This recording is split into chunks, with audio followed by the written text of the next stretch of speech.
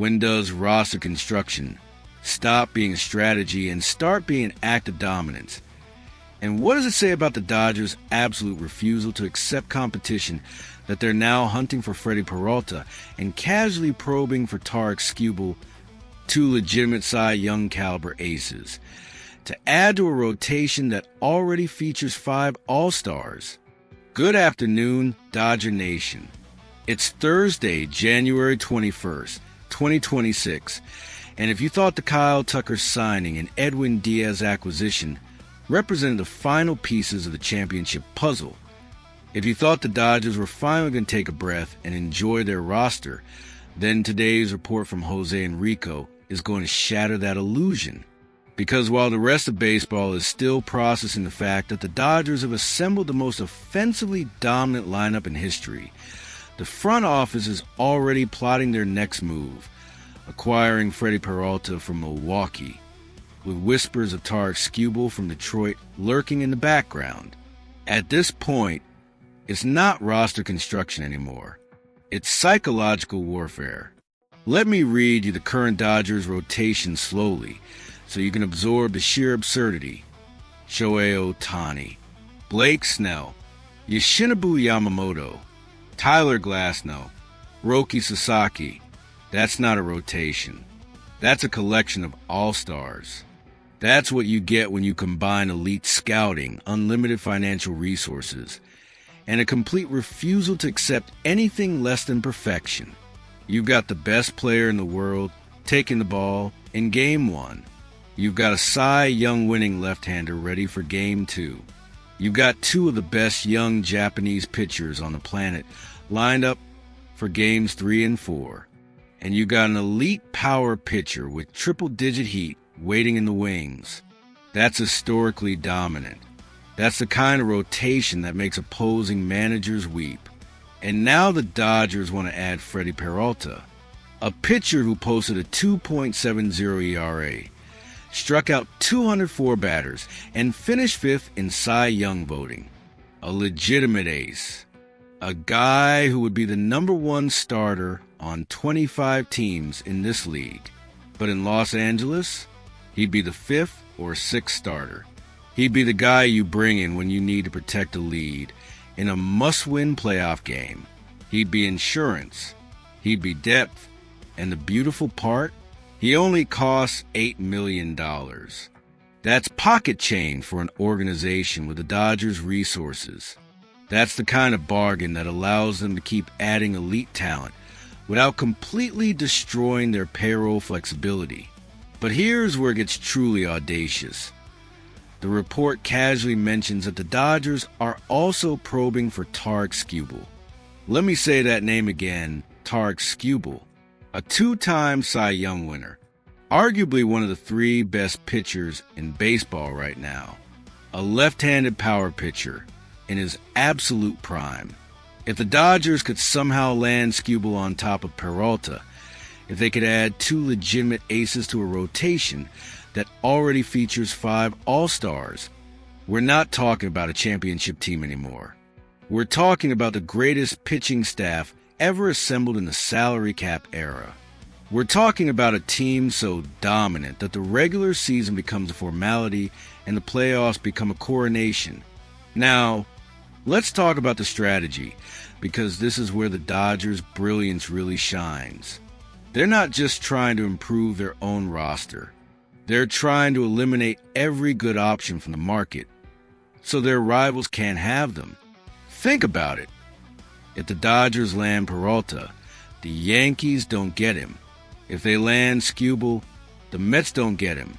The Dodgers are playing chess while everyone else is playing checkers. They're not just building a championship team. They're actively weakening the competition by hoarding all the available talent. That's not just smart. That's ruthless. And let's talk about Milwaukee's position, because the Brewers are in a tough spot. They know Freddy Peralta is one of the best pitchers in baseball. They know he's going to command massive money on the open market after 2026, and they know they can't afford to pay him. So they have 2 options. Hold on to him. hope they contend in 2026, and lose him for nothing in free agency, or trade him now and get a haul of young talent that can help them rebuild. And if the Dodgers are pressing hard, if they're offering a package that includes prospects like Dalton Rushing, Josue De Paula, or even Bobby Miller, the Brewers might be tempted to pull the trigger. Because what's the alternative? Lose him anyway and get nothing? But here's the thing that really gets people fired up. The Dodgers have the assets to make any deal work. They've got a farm system that's still loaded with talent. Even after all the moves they've made, they've got young pitchers who are close to big league ready. They've got position player prospects with elite upside, and they've got the financial resources to absorb any salary. So when the Dodgers come calling, when they say they want your best player, most teams have to at least listen, because the Dodgers can offer more than anyone else. Let's talk about what this rotation would look like if the Dodgers somehow landed both Peralta and Skubal. You'd have Ohtani, Snell, Yamamoto, Glasnow, Sasaki, Peralta, and Skubal. That's 7 legitimate aces. 7 guys who could be the number 1 starter on almost any other team. 7 guys who can dominate elite lineups and shut down the best offenses in baseball. That's not just a rotation. That's a statement. That's the Dodgers saying, we're not just trying to win, we're trying to make sure nobody else can. And when you combine that rotation with an offense that features Mookie Betts, Shohei Ohtani, Freddie Freeman, Kyle Tucker, and Teoscar Hernandez, plus a bullpen anchored by Edwin Diaz, you're looking at a team that's virtually unbeatable. You're looking at a team that could win 120 games in the regular season and then cruise through the playoffs without breaking a sweat. You're looking at a team that could win 3 consecutive World Series championships and cement themselves as one of the greatest dynasties in baseball history. Now, I know what some of you are thinking. Is this sustainable? Can the Dodgers really keep spending at this rate? And the answer is yes, because they've got unlimited resources. Mark Walter, the owner, has essentially given Andrew Friedman a blank check. The revenue generated by Shohei Ohtani's global brand, combined with a bulletproof local TV contract, means the money is essentially infinite.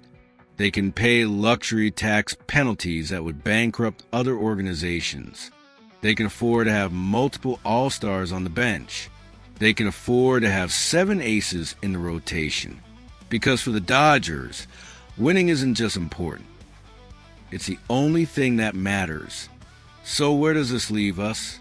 Well, the Dodgers are hunting for Freddy Peralta. They're probing for Tarik Skubal. They're building a rotation so dominant that opposing teams might as well forfeit before the season starts. They're assembling a roster that's historically unbalanced, that's virtually unbeatable, that's positioned to win not just one championship, but multiple championships. And if they can pull off these trades, if they can add Peralta and Skubal to an already elite rotation, the 2026 season is essentially over before it begins. This is what happens when an organization decides that winning is the only acceptable outcome. This is what happens when you combine elite management, unlimited resources, and a complete refusal to accept anything less than perfection. The Dodgers aren't just trying to win. They're trying to end the competition. They're trying to make baseball boring. They're trying to create a dynasty so dominant that future generations will talk about them the way we talk about the greatest teams in history. If this breakdown got your adrenaline pumping, if you're as fired up as I am about what the Dodgers are building, do me a favor, smash that like button and drop a comment below. Do you think the Dodgers should go all in for Freddy Peralta and Tarik Skubal? Or is this overkill? Let me know what you think, because this is the kind of move that defines dynasties, and I want to hear from every single one of you. Let's go Dodgers.